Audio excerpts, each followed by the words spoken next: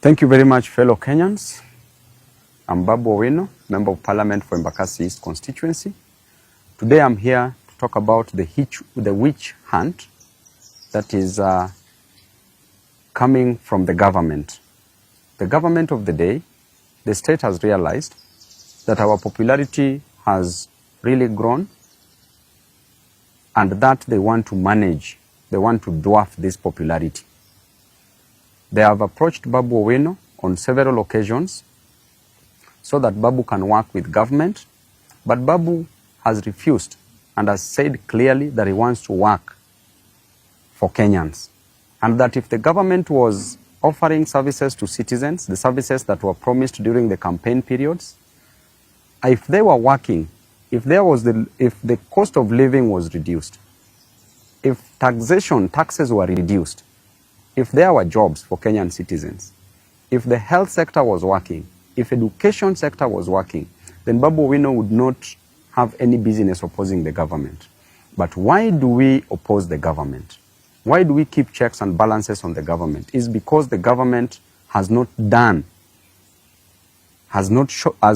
shown any effort to solve these issues of concern that I am raising. And therefore, because of that reason, there is a meeting that was held last week, a meeting that involved serious stakeholders in this country, and they were asking how BABU OWINO can be put down, how BABU OWINO can be managed. Some proposed that BABU OWINO should be approached, bought, bribed, so that he can support the government. Some came with an idea that BABU OWINO should be dealt with perpendicularly, that they should send the Ethics and Anti-Corruption Commission to our offices to come and besmirch the good name of BABU OWINO. And therefore, I was reliably informed, information from very serious sources, that this week EACC was to come visit us at our offices in Donholm, Greenspan Mall, 2nd floor. If not this week, then next week they are to come, or any other time that they will deem fit. And the intention is very clear, that we need to put BABU down. We need to tell the public that there are corruption allegations in Embakasi East office. And I want to tell you clearly that the Auditor General produced a report for all the constituencies, the 290 constituencies in this country. And the lady, you know how she works, she can't be bribed. If the government cannot bribe her, then BABU OWINO automatically cannot bribe this lady, and she's been doing a great job. And the report was clear, and I want to read to Kenyans this report from the Auditor General.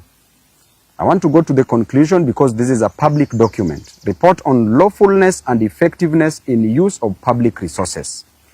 Conclusion. As required by Article 229, Sub-Article 6 of the Constitution, based on the audit procedures performed, except for the matter described in the basis for conclusion on lawfulness and effectiveness in use of public resources section of my report, I confirm that nothing else has come to my attention to cause me, the Auditor General, to believe that public resources have not been applied lawfully and in an effective way.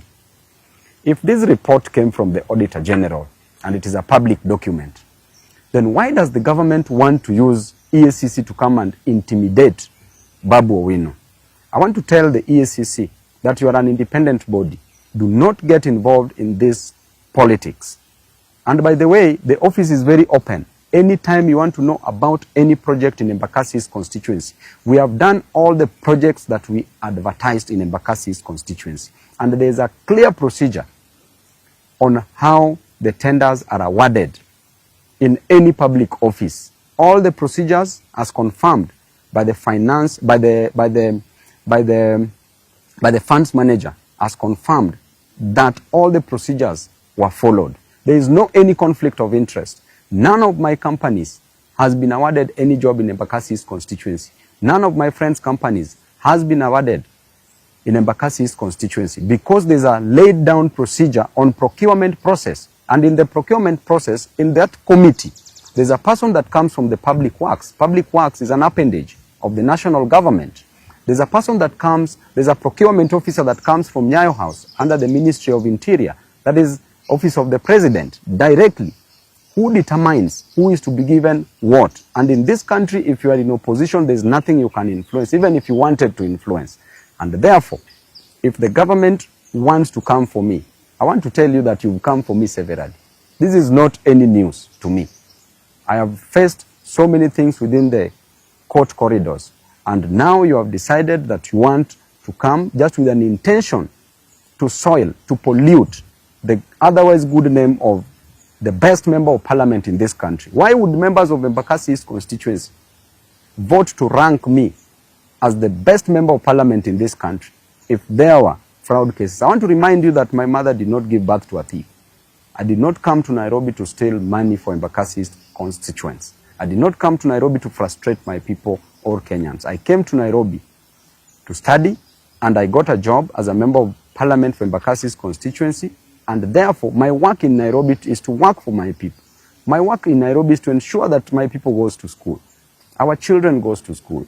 And there is no any constituency in this country that gives bursary in the most transparent way like Embakasi East constituency. I go there, I produce forms to every ward, issue forms. This other one, 2024-2025, we had 25,000 applicants. I went back with checks, issued checks to some of the constituents. The ones who are remaining, I promised that I will not go back to issue forms until I go back with the checks. That tells you clearly I got there at 8 a.m. in the morning during the issuance of bursary checks. I do them personally on the pitch, on the field. So there is nothing. So EACC, we know the officers that are being used, both at the national level and at the county level. You need to start investigating the county of Nairobi where money is stolen on a single second, single minute, single day, single month. Money is stolen, money is lost from the county. Do not come to disturb people in Embakasi East constituency. And if you want to come, go and check all the projects. Look at the Donholm Secondary School. Perfectly done. Look at Tasia that you want to stop now that you don't want us to build. Tasia Primary School. It has not even been awarded. The tender was just put up the other day, was advertised the other day. It has not been awarded. And now we are being informed that you want to stop the construction of that school. Why would you do that? Why are you an enemy of progress as a government? We were elected to work, and I was elected by my people to work, and I have an independent mind to work. I will not suspend my brains to support any other person, no matter how much you coerce me. It doesn't matter. There are people that you can coerce, there are people that you can put pressure on, but you can never put pressure on me. I know where I'm going, and I will reach there no matter what. It doesn't matter. And I want to tell you, the EACC, keep off this war. This is not your war. Don't be used, don't be misused, don't be abused into doing things that is not within your mandate. Right now, why don't you go and consult with the Auditor General on this report? Why do you want to come and intimidate people in Embakasi East constituency? And after all, the much you can do is just to take somebody to court. What else can you do? So mwachane na upuzi na ujinga mingi watu wa EACC. Thank you.